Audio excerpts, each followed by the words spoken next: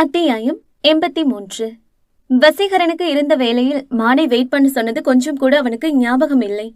அது மட்டுமல்லாமல் வேறு ஒரு முக்கியமான வேலை வந்ததால் அவன் அதை பற்றி மறந்து கிளம்பி விட்டான். ஆனால் அவன் கிளம்பிய விஷயம் மானுக்கு தெரியாது. அவன் சொன்ன ஒரே காரணத்துக்காக அந்த கார் பார்க்கிங்கில் வந்து வெயிட் பண்ணி கொண்டிருந்தாள் மான். வேலையெல்லாம் முடித்து வந்த தீரன் மான் காத்து கொண்டிருப்பதைக் கண்டு அவன் கண்களில் கோபம் பெருகியது. வசீகரன் வெயிட் பண்ண சொன்ன விஷயத்தை தான் அவன் கேட்டுவிட்டானே, அதனால்தான் அந்த கோபம். ஹே டெடி, வா போலாம் என்றான் ஹாரன் அடித்தபடி. நான் வரல, நீங்க போங்க என்றாள் மான். ஏன்? ஏற்கனவே லேட் ஆயிடுச்சு, இனி எப்ப வருவ? வாடி என்றான் கட்டளையாக. இல்ல, நான் லேட்டா தான் வருவேன் என்றாள் வசீகரனை எதிர்பார்த்து. ஏன்? உன் காதலனை பார்த்துட்டு தான் வருவியா? டெடி, மரியாதையா வா, இல்லன்னு வச்சுக்க தூக்கிட்டு போயிருவேன் என்றான் கொஞ்சம் கோபமாக. நீங்க என்ன சொன்னாலும் நான் வரமாட்டேன். என்னோட பிரைவசில நீங்க தலையிட முடியாது. இதுக்கு மேலேயும் நீங்க கம்பல் பண்ணா நான் எங்கேயாவது போயிடுவேன் என்றால் முகத்தை தூக்கி வைத்து. தீரன் ஒரு 2 நொடி உற்று பார்த்தவன் கோபத்தில் அந்த கார் ஸ்டேரிங்கில் குத்தினான். பாத்துக்கிறேன்டே என்று கோபமாக பல்லை கடித்தவன் அங்கிருந்து கிளம்பி விட்டான் காரை எடுத்துக்கொண்டு. மானுக்கு உள்ளே பயமாக இருந்தாலும் வெளியே பெரிய வீராங்கனை போல் காட்டிக்கொண்டாலும் நிச்சயம் அவன் இதற்காக ஏதாவது வச்சு செய்வான் என்று பயமும் இருக்கத்தான் செய்தது. நிமிடங்கள் கடந்தும் வசீகரன் மட்டும் வரவே இல்லை. அவன் போனுக்கு அழைத்து பார்த்தாள் மான். ஆனால் ரிங் போகவில்லை, சுவிட்ச் ஆஃப் என்று வந்தது. அது மணி இரவு 12 என்பதனால் கூட்டம் பெரிதாக இல்லை. அதிலும் அவள் கார் பார்க்கிங்கில் நின்று கொண்டிருந்ததால் அவளை பெரிதாக யாரும் கவனிக்கவும் வாய்ப்பில்லை. நிச்சயம் வசீகரன் வருவான் என்று எதிர்பார்த்தவள் சற்று தொலைவில் தடுமாறியபடி ஒருவன் வருவதைக் கண்டு உள்ளுக்குள் பயம் எட்டி பார்த்தாலும் அவன் தன்னை என்ன செய்துவிடப் போகிறான் என்று தைரியத்தில் நின்று கொண்டிருந்தவளுக்கு அவன்தான் தனக்கு பெரிய பிரச்சனையாக வரப்போகிறான் என்பது புரியாமல் போனது. சந்தோஷ் கண்கள் மானின் மீது காமமுடன் படிந்தது. அவன் கண்கள் பெண்ணவளை மென்று தின்பது போல் பார்த்து கொண்டிருந்தது. யதார்த்தமாக திரும்பிய மானுக்கு அவன் பார்வை சுத்தமாக பிடிக்கவில்லை. அந்த இடத்தில் நிற்பது சரியில்லை. அதனால் கொஞ்சம் தள்ளி போய் காத்திருக்கலாம் என்று எண்ணி மான் அங்கிருந்து நகரும் வேலை அவள் முன் வந்து நின்றான் சந்தோஷ். ஏய் செக்ஸி, எவ்வளவு வேணாலும் வாங்கிக்கோ, உன் ரேட் என்ன என்றான் அவளை ஒரு மார்க்கமாக பார்த்தபடி. இதை கேட்டதும் எங்கிருந்துதான் மானுக்கு அத்தனை கோபம் வந்ததோ தெரியவில்லை. அவன் கன்னத்தில் பலர் என்று ஒரு அறையை விட்டாள். பொறுக்கி ராஸ்கல், யார பத்தி என்ன பேசுற? கிழிச்சிருவன் வாய, பொட பொறுக்கி என்றால் அவனை கேவலமாக லுக் விட்டபடி. ஏற்கனவே தீரன் அவனை அசிங்கப்படுத்தி பேசியதில் கோபமாக இருந்த சந்தோஷ் இப்பொழுது மான் அடித்தது மட்டுமல்லாமல் இப்படி திட்டியதும் அவன் மண்டையில் சூடேறி போக கொஞ்சம் கூட யோசிக்காமல் அங்கிருந்த கட்டை ஒன்றை எடுத்து மானின் தலையில் அடித்தான். இதை கொஞ்சம் கூட எதிர்பார்க்காத மானோ தலையில் ரத்தம் வர தொப்பென்று கீழே விழுந்தாள். அவளுக்கு கண்கள் சொக்கி கொண்டு வந்தது. நிதானத்தை இழந்தாள். அந்த நிலையிலும் அவனிடம் சிக்கிவிடக்கூடாது என்று எண்ணியவள் எப்படியாவது அங்கிருந்து தப்பி ஓடிவிடலாம் என்று எண்ணி மெல்ல மெல்ல எழுந்து கொள்ள நினைத்தாள். ஆனால் அந்த இரக்கமில்லாதவனோ கொஞ்சம் கூட யோசிக்காமல் அவள் காலிலும் ஓங்கி அடிக்க தொப்பென்று கீழே விழுந்த மானுக்கு கால்களில் மட்டுமல்ல கைகளிலும் நல்ல அடிபட்டது. அதற்கு மேல் முடியாமல் பாதி மயக்கத்துக்கு சென்றாள் மான். அவள் விழுந்து கிடந்த நிலையில் அங்கும் இங்கும் சேலை விலகி அவளின் அங்க வளைவுகள் அவனுக்கு இன்னும் போதை ஏற்ற பித்து பிடித்தவன் அவளை நெருங்கலாம் என்று நினைக்கும் பொழுது அந்த பக்கம் யாரோ வருவது போல் இருந்தது. அதனால் அவசரமாக மானை தூக்கி தோளில் போட்டவன் அந்த ஹாஸ்பிட்டலுக்கு பக்கத்தில் இருந்த அந்த காட்டிற்குள் மான் வழியை தூக்கி சென்றான். அங்கு வேலை செய்யும் வாட்ச்மேன் தான் ஏதோ சத்தம் கேட்டு வந்தார். ஆனால் அங்கு யாரும் இல்லை என்பதனால் அவர் பார்க்கிங்கை க்ளோஸ் பண்ணிவிட்டு சென்றார். கண்கள் சொருக முகமெங்கும் ரத்தம் வடிந்து கொண்டிருந்த மானுக்கு அந்த வாட்ச்மேனை கத்தி அழைக்க சொல்லி மனம் சொன்ன போதும் கொஞ்சம் கூட அவள் உடலில் திறன் இல்லாமல் போனது. தலையிலிருந்து சொட்டு சொட்டாக ரத்தம் வடிந்து கொண்டிருக்க அந்த காட்டு பக்கம் அவளை தூக்கி சென்ற சந்தோஷ் மானை ஒரு இடத்தில் அப்படியே படுக்க வைத்து அவளை உச்சி முதல் உள்ளங்கால் வரை அளந்தான். அதே சமயம் கொஞ்ச தூரம் சென்றிருந்த தீரனுக்கு அவளை தனியே விட்டு வந்தது என்னவோ போல் இருந்தது. அதனால் என்ன ஆனாலும் சரி, அவள் மறுத்தாலும் குண்டு கட்டாக தூக்கி கொண்டு வர வேண்டும் என்று மீண்டும் வண்டியை ஹாஸ்பிட்டல் நோக்கி விட்டான். இன்னொரு பக்கம் வசீகரனும் அவன் வேலை முடித்துவிட்டு சுவிட்ச் ஆஃப் ஆகியிருந்த போனை சார்ஜ் பண்ணும்போதுதான் அவனுக்கு மானிடமிருந்து அழைப்பு வந்திருந்தது தெரிந்தது. வெளியதுக்கு இவ்வளோ டைம் கால் பண்ணிருக்கா என்று நெற்றியில் கையை வைத்தவனுக்கும் அப்பொழுதுதான் அவளை வெயிட் பண்ண சொன்னது ஞாபகம் வந்தது. ஓ கடவுளே, அத மறந்தே போயிட்ட. ஒருவேளை விழி இன்னும் வெயிட் பண்றாளோ என்று பதட்டம் கொண்டவன் அவள் எண்ணுக்கு அழைத்து பார்த்தான். ஆனால் நாட் ரீச்சபிள் என்று வந்தது. வசீகரனுக்கு எதுவோ தவறாக பட உடனே வண்டியை எடுத்துக்கொண்டு அவன் ஹாஸ்பிட்டல் நோக்கி வந்து கொண்டிருந்தான். இன்னொரு பக்கம் தீரனும் ஹாஸ்பிட்டல் வந்து கொண்டிருந்தான். சந்தோஷ் வெள்ளத்தனமான புன்னகையுடன் மானின் உடலிலிருந்து சேலை உருவி வீசினான். அவனிடமிருந்து தப்பிக்க சொல்லி மனம் சொன்ன போதும் அவள் உடல் அதற்கு ஒத்துழைக்கவில்லை. காலில் வேறு நல்ல அடி. அதனால் அவளால் ஒரு இன்ச்சு கூட நகர முடியவில்லை. இந்த சந்தோஷ் ஒரு விஷயத்த ஆசைப்பட்டா அது அவனுக்கு கிடைக்கணும். இல்லனா அது யாருக்கும் கிடைக்காம பண்ணிருவேன். சும்மா சொல்லக்கூடாது. நச்சுன்னு தாண்டி இருக்க என அவன் கையில் இருந்த மது பாட்டிலை திறந்து குடித்தவன் மீதமிருந்த மதுவை கீழே அரை நிர்வாணமாக இருந்த மானின் மீது ஊற்றி விட்டான். உடல் முழுவதும் அந்த மதுவை ஊற்றி முடித்தான். எதுக்கு உன் மேல சரக்கு ஊத்துறன்னு பாக்குறியா டார்லிங்? என்னதான் நீ போதை ஏத்துற மாதிரி இருந்தாலும் கூட இன்னும் சரக்கு இருந்தா செம்மையா இருக்கும்ல. அது மட்டும் இல்ல, உன் மேட்ரை முடிச்சதும் அப்படியே ஒரு தீக்குச்சி கொளுத்தி போட்டா போதும். நீ அடையாளமே இல்லாம சாம்பல் ஆகிருவிடிச்சலும் என்று அவள் மீது விழுந்தான் சந்தோஷ். என்ன என்ன விட்டுருங்க என்று அந்த நிலையிலும் திக்கி திணறி சொன்னவளை பார்த்து வில்லத்தனமாய் சிரித்தான் அந்த சந்தோஷ். விடணுமா? விட வச்சலம் உன்னை எவ்வளவு கஷ்டப்பட்டு தூக்கிட்டு வந்திருக்க. நான் கேட்கும் போது டீசென்டா என் கூட வந்திருந்தா உனக்கு உயிராவது மிஞ்சிருக்கும். ஆனா இந்த சந்தோஷ் மேலே கைய வச்சுட்டே செல்லம், உன்னை எப்படி அப்படியே விட முடியும்? மவளே, நரக வேதனையை காட்ட போறண்டி உனக்கு என்று அவள் கைவிரலை மடக்கினான் வலிக்கும்படி. இதில் துடித்து போனாள் மான். ஆனால் அப்பொழுது கூட அவளால் சத்தம் போட்டு கத்த முடியவில்லை. அதே சமயம் தீரன் காரை நிறுத்தும் வேலை சரியாக மானை தேடி வந்த வசி அவன் பைக்கை நிறுத்தினான். இருவரும் ஒருவருக்கொருவர் பார்த்து கொண்டார்கள். இருவரும் வாய்விட்டு எதுவும் பேசிக் கொள்ளவில்லை. வசி எதுவும் பேசாமல் அங்கிருந்து விலகி நடக்கும் நேரம் தீரனின் அழைப்பு அவனை தடுத்து நிறுத்தியது. யாழெங்க என்றான் சத்தமாக. வசி திரும்பி பார்த்தான். நானும் அவளதான் தேடி வந்தேன் என்றான் வசி கொஞ்சம் பதட்டமாக. அவ்வளவுதான். வெறியான தீரன் வசி சட்டையை பிடித்தான்.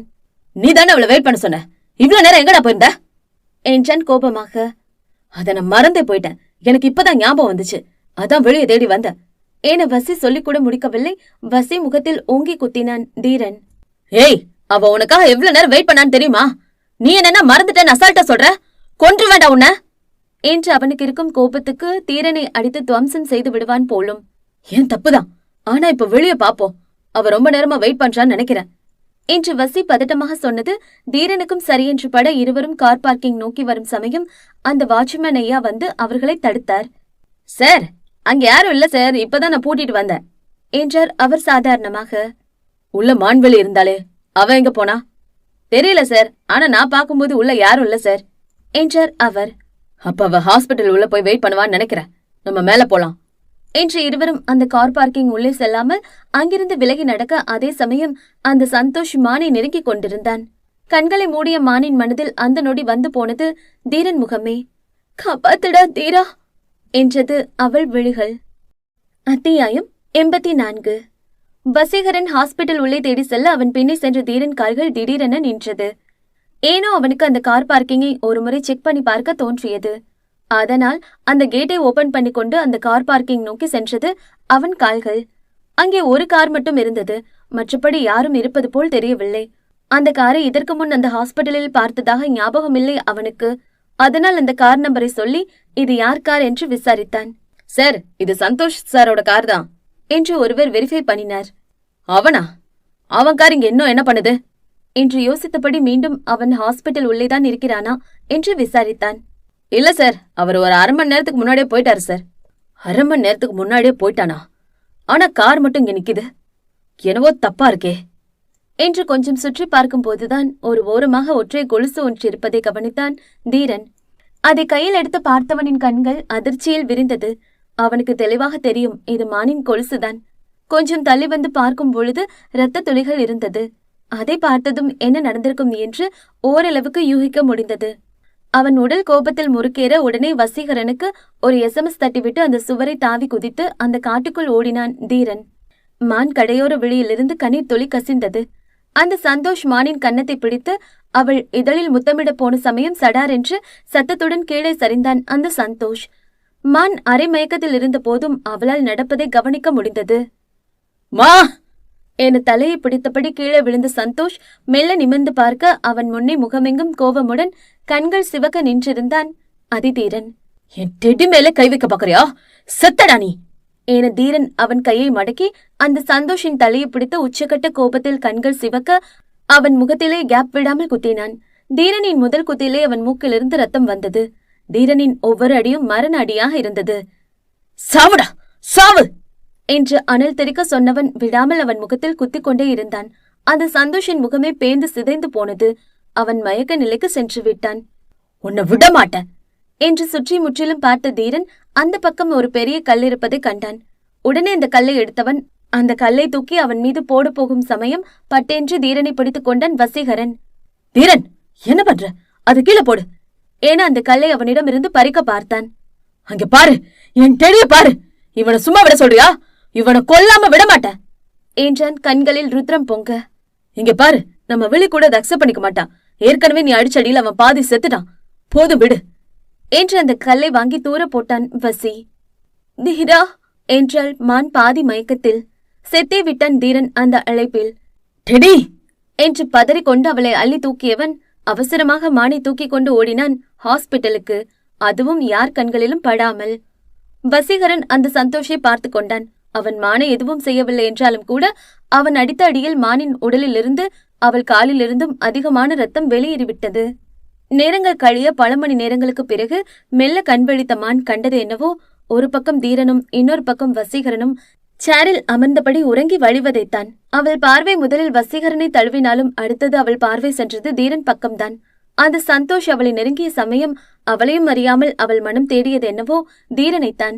நிச்சயம் அவன் தன்னை காப்பாற்றுவான் என்ற நம்பிக்கை அவளுக்கு கடைசி நிமிடம் வரை இருந்தது. எந்த தைரியத்தில் அப்படி நினைத்தாள் என்று தெரியவில்லை. சந்தோஷ் அவளை நெருங்கி ஆட்கொள்ளப் போகும் சமயம் அந்த கடவுள் போல் வந்து நின்றான் தீரன். திடீரென்று கண்விழித்த வசீகரன் மான் கண்விழித்ததைக் கண்டு அவசரமாக அவள் அருகே ஓடி வந்தான். விழி, ஆர் யூ ஓகே என்று பதட்டமாக அவள் கையை பிடித்தான் வசி. 3 நாட்கள் ஆகிவிட்டது. இந்த 3 நாட்கள் இருவரும் உறக்கமில்லாமல் இரவு பகலாக அவளைத்தான் கவனித்துக் கொண்டார்கள். கார் ஆக்சிடென்ட் ஆகிவிட்டது என்று சொல்லி வைத்திருக்கிறார்கள் வெளியே இருப்பவர்களிடம். அவளுக்கு நடந்த விஷயம் யாருக்கும் தெரியாது. ஆனால் அதே சமயம் அந்த ஹாஸ்பிட்டலின் சார்மிங் ஹேண்ட்ஸம் பாய்ஸான இருவரும் இப்படி மாறி மாறி மானை கவனித்துக் கொள்வதைக் கண்டு ஒவ்வொருவரும் ஒவ்வொரு விதமாக பேசினார்கள். ஆனால் அதையெல்லாம் அவர்கள் கண்டு கொள்ளவே இல்லை. விழி பதில் பேசாமல் வசீகரனை பார்த்து கொண்டிருந்தாள். இந்த சத்தம் கேட்டு கண்விழித்த தீரன் ஆசையாக மானிடம் பேசலாம் என்று நினைக்கும் பொழுது வசீகரன் அவளிடம் பேசிக் கொண்டிருப்பதைக் கண்டு என்ன நினைத்தானோ அங்கிருந்து எழுந்து காஃபி வாங்கி வருவதாக வெளியே சென்றான். அவன் வெளியே சென்றதும் அங்கிருந்து சேரை இழுத்து போட்டு அவள் பக்கத்தில் அமர்ந்தான் வசீகரன். அவன் கண்கள் இரண்டும் கலங்கியிருந்தது. இத்தனை நாளில் அவன் அழுது பார்த்ததில்லை மான். மிஸ்டர் ஜோ, எதுக்கு அழுகுறீங்க? எனக்கு ஒன்னும் இல்ல என்றாள் தட்டு தடுமாறி. என்னால் தானே விழி உனக்கு இந்த நிலைமை. உன்னை அந்த நிலைமையில பார்த்ததும் துடிச்சு போயிட்டேன் விழி. சத்தியமா சொல்றேன், நான் அதை மறந்தே போயிட்டேன். நான் மட்டும் உன்னை வெயிட் பண்ண சொல்லாம இருந்திருந்தா இன்னைக்கு உனக்கு இந்த நிலைமை வந்திருக்காதுல்ல. ஏன் தப்புதான் என்று அவள் கையை பிடித்து கண்ணீர் வடித்தான். Mister Joe. அவன் நிமிரவில்லை. என்ன பாருங்க. அவன் அப்பொழுதும் நிமிராமல் அழுது கொண்டிருந்தான். ட்ரிப்ஸ் போட்ட கையை பிடிச்சிருக்கீங்க, வலிக்குது என்றாள் சிறு சிரிப்புடன். ஓஹோ சாரி என பட்டென்று விலகி அமர்ந்தான் வசி. எனக்கு ஒன்னும் இல்ல, அது உங்க தப்பும் இல்ல. அந்த பொறுக்கி பண்ணதுக்கு நீங்க என்ன பண்ணுவீங்க? நீங்க ஃபீல் பண்ணாதீங்க என மெல்ல இவர்கள் பேசிக் கொண்டிருக்கும் பொழுதே சூடான காஃபி கப்புடன் உள்ளே வந்தான் தீரன். அதை வசீகரன் பக்கத்தில் வைத்தவன் எடுத்துக்கோ என்றெல்லாம் சொல்லவில்லை. அவன் இருக்கையில் அமர்ந்து அவன் வாங்கி வந்த காஃபியை குடித்துக் கொண்டிருந்தான். வசீகரனுக்கு புரிந்தது அந்த காஃபி அவனுக்குத்தான் என்று. அதை மானும் பார்த்து கொண்டுதான் இருந்தாள். வசீகரன் அந்த காஃபியை எடுப்பானா இல்லையா என்று ஆர்வமாக பார்த்து கொண்டிருந்தாள் மான். வசி அந்த காஃபியை எடுத்தான், குடித்தான். சரி, ரொம்ப நேரமா இங்கேயே இருக்கேன். டீன் கால் பண்ணாரு, நான் போய் பார்த்துட்டு வரேன் என்று மானின் கையை பிடிக்க போனான் வசி. ஆனால் தீரனோ அங்கிருந்த பூஜாடியை பட்டென்று கீழே தள்ளிவிட்டான். அதில் அவள் கையை பிடிக்க போனவன் அதிர்ச்சியுடன் திரும்பி பார்த்தான். தெரியாம கைப்பற்றுச்சு என்றான் தீரன் எங்கோ பார்த்தபடி. அதற்கு பின் வசீகரன் அவள் கையை தொடாமல் அங்கிருந்து கிளம்பி சென்றுவிட இப்பொழுது அந்த அறையில் அவர்கள் இருவர் மட்டுமே இருந்தார்கள். மான் கண்கள் மெல்ல தீரன் பக்கம் சென்றது. இத்தனை நாள் உறக்கமில்லாமல் அவள் அருகே அமர்ந்து பார்த்து கொண்டவன் இப்பொழுது அவள் கண்விழித்து எழுந்து விட்டாள். ஆனால் ஒரு வார்த்தை அவளிடம் பேசவில்லை. மௌனமாக அந்த சூடான காஃபியை பொறுமையாக அருந்தியவன் அந்த ஜன்னல் வழியாக அந்த வானத்தை வெறித்தான். அவன் பேசுவான் என்று 2 நொடி பொறுமை காத்தவளுக்கு அவன் மௌனம் மட்டுமே பதிலாக கிடைத்தது. அதனால் பெண்ணவளை அழைத்து விட்டாள் அவனை. என் மேல கோவமா இருக்கீங்களா அதிரா என்றால் சத்தம் இல்லாமல் அந்த ஆக்சிஜன் மாஸ்கை கழட்டி வைத்து. தீரன் அவளிடம் எதுவும் பேசவில்லை. மௌனமாக வந்து அந்த ஆக்சிஜன் மாஸ்கை எடுத்து அவளுக்கு மீண்டும் மாட்டிவிட்டான். மான் மறுபடியும் அதை கழட்டி வைத்தவள் அவனிடம் பேசினாள். என் கூட பேச மாட்டீங்களா என்றால் சத்தம் இல்லாமல். தீரன் எதுவும் பேசவில்லை. மௌனமாக மீண்டும் அந்த ஆக்சிஜன் மாஸ்கை எடுத்து மாட்டிவிட்டான். நான் தப்பா போயிட்டேன்னு நினைக்கிறீங்களா என்று அவள் சொல்லி முடிக்கும் முன் பட்டென்று அவள் வாயை பொத்தியது தீரனின் கரங்கள். அப்பொழுதுதான் மான் அவன் கண்களை கண்டாள். அதுவோ கலங்கி போயிருந்தது. 20 வருடங்களுக்கு பிறகு பார்க்கிறாள். தீரன் கண்கள் கலங்கி அந்த சிறு பையனாக இருட்டுக்கு பயந்து அந்த தனியறைக்குள் கண்ணீர் மல்க அமர்ந்திருந்த தீரனை பார்த்த நொடி ஞாபகம் வந்தது அவளுக்கு. அதிரா, அழறீங்களா? எனக்காக அழறீங்களா என்றாள் அமைதியாக. தீரன் எதுவும் பேசவில்லை. அவன் கன்னத்திலிருந்து வடிந்த ஒரு சொட்டு கண்ணீர் அவள் கைகளில் பட்டு தெறிக்க அவள் உடலில் கரண்ட் ஷாக் அடித்தது போல் ஒரு உணர்வு. சற்று முன்பு வசீகரனும் கண் கலங்கினான் தான். ஆனால் அவன் கண்ணீரை கண்டு கலங்காத அவள் கண்கள் தீரன் கண்களில் கண்ணீர் கண்டு அவளையும் தாண்டி கலங்கியது. மெல்ல அவன் கன்னத்தில் வடிந்த கண்ணீரை துடைத்துவிட சென்றது அவள் கரங்கள். அப்பொழுது பட்டென்று அவள் கையை பற்றி கொண்டது தீரனின் கரங்கள். அவள் கையை பற்றி அவன் முகத்தோடு அணைத்து கொண்டான். செத்துட்டடி என்றான் வார்த்தைகள் நடுங்கியபடி. அவன் வாய் வார்த்தையாக சொல்லவில்லை என்பதற்கு அடையாளம் அவள் மணிக்கட்டை தாண்டி வடிந்தது அவன் கண்ணீர் துளிகள். அத்தியாயம் 85. அதிரா என்ற மானின் வார்த்தைகள் நடுங்கியது. ஏண்டி இப்படி பண்ண? எத்தனை முறை கூப்பிட்ட என் கூட வந்துருன்னு. ஆனா நீ ஏன் என் கூட வரல? உன்னை அப்படி ஒரு நிலையில பார்த்ததும் செத்துட்டண்டி என்றான் அவள் கைகளை விடாமல். அதிரா, இங்கே உட்காருங்க என்றாள் அமைதியான குரலில். தீரன் அவள் அருகே அமர்ந்தான். கண்ண தொடங்க என்றாள் மௌனமாக. தீரன் அவள் கரத்தை விடவில்லை. அதனால் ட்ரிப்ஸ் போட்ட கரம் கொண்டு அவன் கன்னத்தை துடைத்து விட்டாள் மான். தீரன் அவளை நிமிர்ந்து பார்த்தான். ரொம்ப வருஷத்துக்கு அப்புறம் நீங்க அழுது பாக்குற என்றாள் அவன் கண்களை பார்த்தபடி. யார் அழுதது? கண்ணு வேர்த்திருச்சு என்று முகத்தை வேறு பக்கம் திருப்பிக் கொண்டவன் கர்ச்சீஃப் கொண்டு முகத்தை துடைத்துக் கொண்டான். மான் இதழில் ஒரு சிறு புன்னகை வந்து போனது. உன்னை காணோன்னு தெரிஞ்சதும் என் இதயம் பட்ட பாடு எனக்கு தாண்டி தெரியும். ஒரு நிமிஷம் என் உசிரே என்னை விட்டு போன மாதிரி இருந்தது என்றான் அவள் கைகளை பிடித்து. மான் அவன் கண்களையே பார்த்தாள். என்னடி நான் பாட்டுக்கு பேசிட்டு இருக்க, அமைதியா இருக்க என்றான் அவன் மூக்கை துடைத்தபடி. நீங்க அழும்போது அழகா தெரியுறீங்க. ஏன் என்றாள் அவளை மறந்து. தீரன் இதழில் சிறு புன்னகை வந்தது. நான் அழுதாதான் நீ என்ன ரசிப்பேன்னு தெரிஞ்சிருந்தா நான் எப்பவோ அழுதிருப்பனே என்றான் குறும்பு மின்ன. யார் ரசிச்சது? நான் ஜஸ்ட் சொன்னேன், அவ்வளோதான் என்றாள் வீம்பாக. அப்படியா? ஆனா எனக்கு அப்படி தோணலையே. நீ என்ன ரசிச்சு சொன்ன மாதிரிதான் இருந்தது என்றான் அவள் கையில் முத்தம் வைத்தபடி. என்ன பண்றீங்க? விடுங்க என்று அவள் கையை உருவி கொண்டாள் மான். இதுல மட்டும் தெளிவா இருங்கடி. மான் கண்கள் தீரனையே பார்த்து கொண்டிருந்தது. என்னடி? தேங்க்ஸ் என்றால் அவன் கண்களை பார்த்தபடி. எதுக்கு?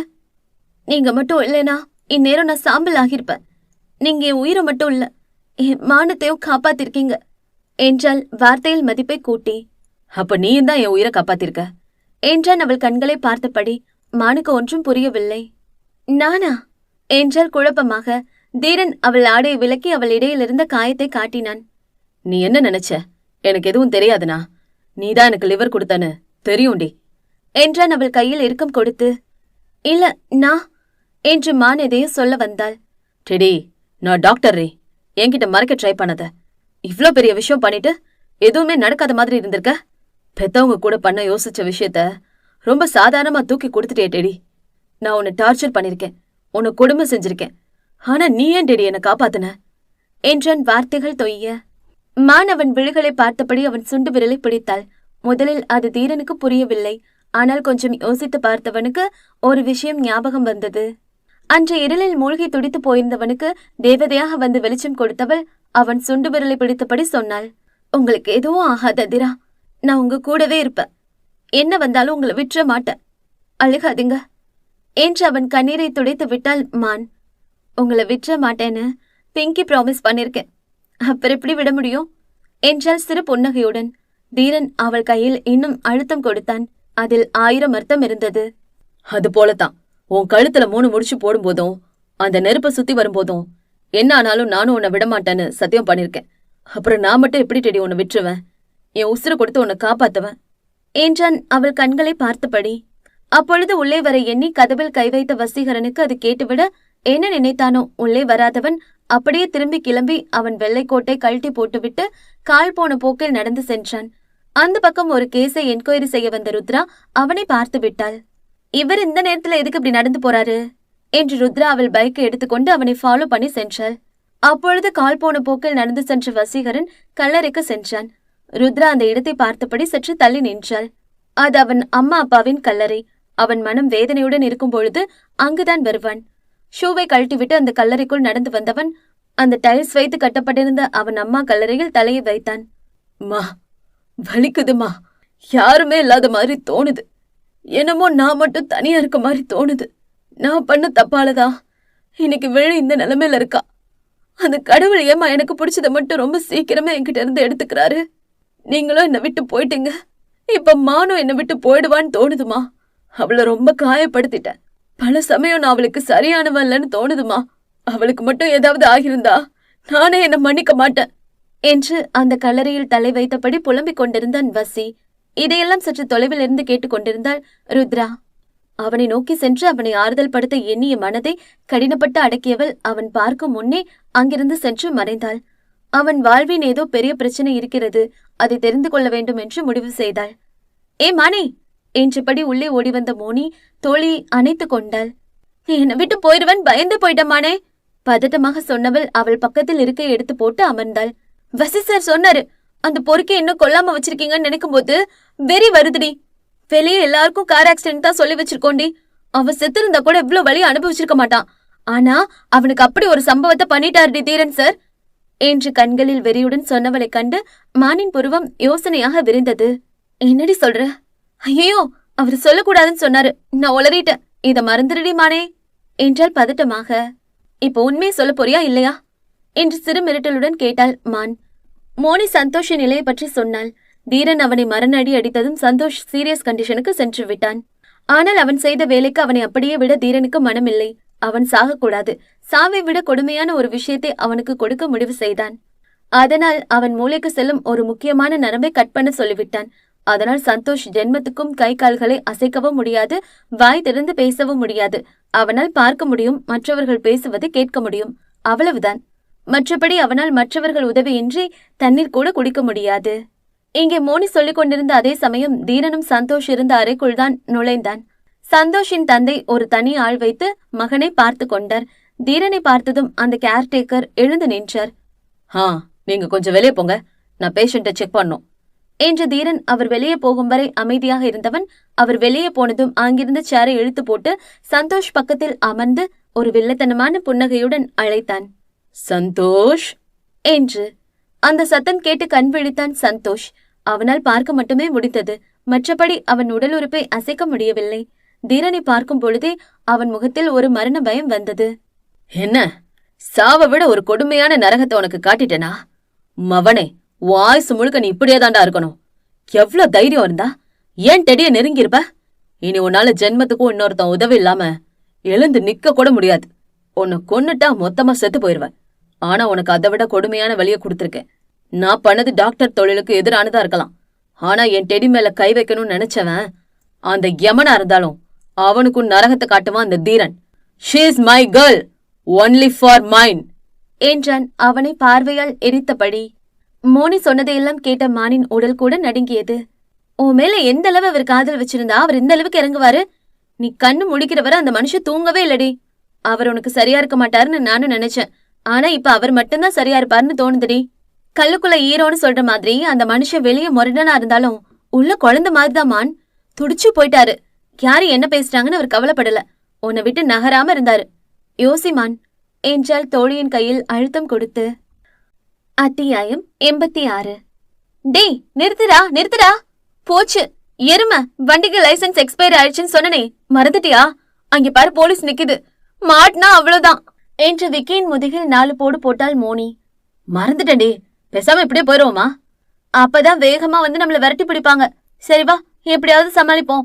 ஒரு 100 ரூபாய் கொடுத்தா போதும் என்று இவர்கள் முன்னே செல்ல போலீஸ் இவர்கள் வண்டியை பிடித்து செக் பண்ணினார்கள். அப்பொழுது அவர்கள் லைசன்ஸ் எக்ஸ்பயரி ஆனதை கண்டுபிடித்து விட்டார்கள். சார், இந்த 100 ரூபாயை வச்சுக்கிட்டு எங்களை விட்டுருங்க பிளீஸ் என்று அந்த ஏட்டுவுக்கும் லஞ்சம் கொடுக்க பார்த்தாள் மோனி. அதை கையும் களவுமாக பிடித்து விட்டாள் ருத்ரா. ஒரு அரசு அதிகாரிக்கு லஞ்சம் கொடுக்க பார்த்திருக்கீங்க, உள்ள தூக்கி வச்சா வெளியே வர எத்தனை வருஷம் ஆகும் தெரியுமா என்று மிரட்டினாள் அவர்களை.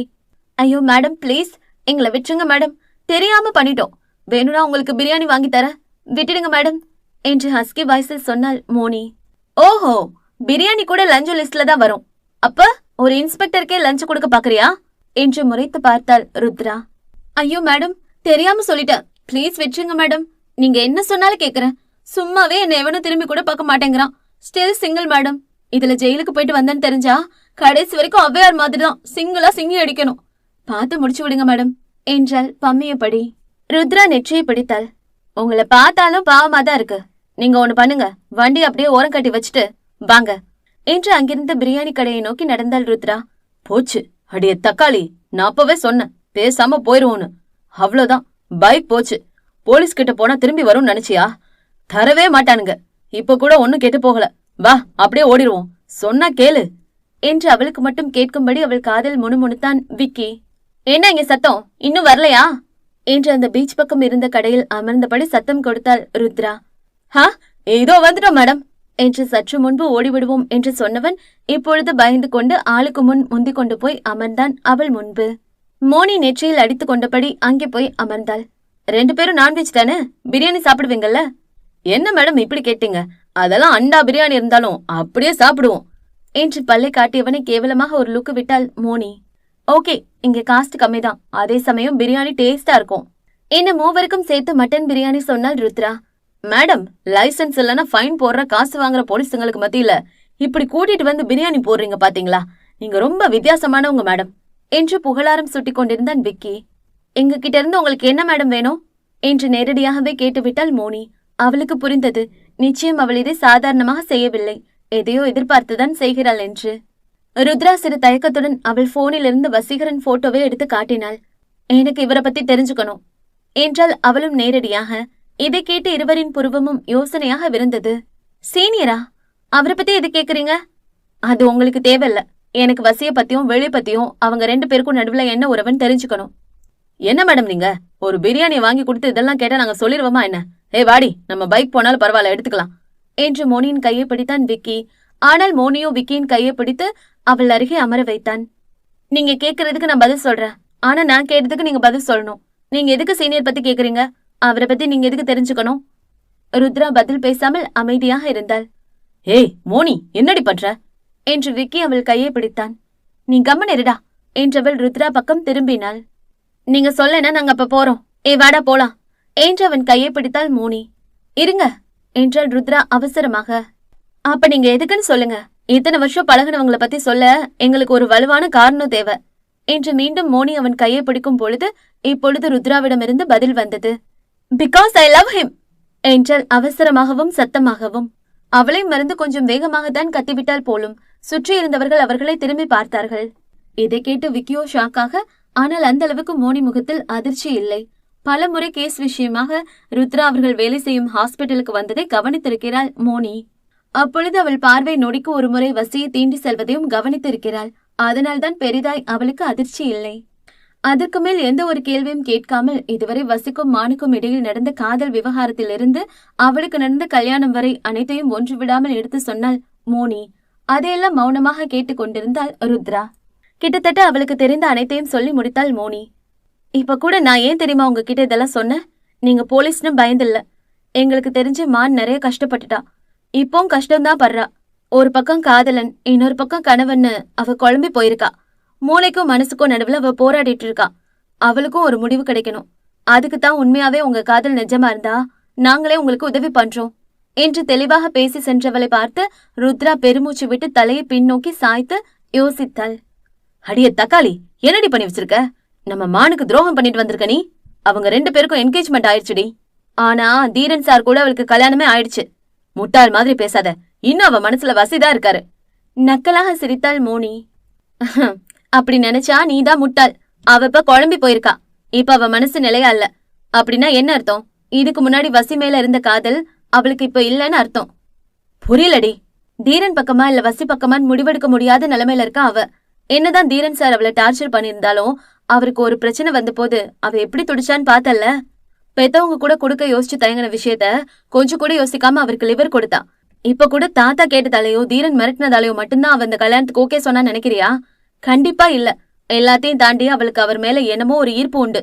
அதுக்கு பேரு என்னன்னு எனக்கு தெரியாது. எல்லாரையும் விட மான எனக்கு தெரியும். இத்தனை வருஷத்துல அவ தீரன் சார பார்க்காம இருந்திருக்கலாம், அவரை மறந்துட்டாருன்னு கூட நினைச்சிருக்கலாம்.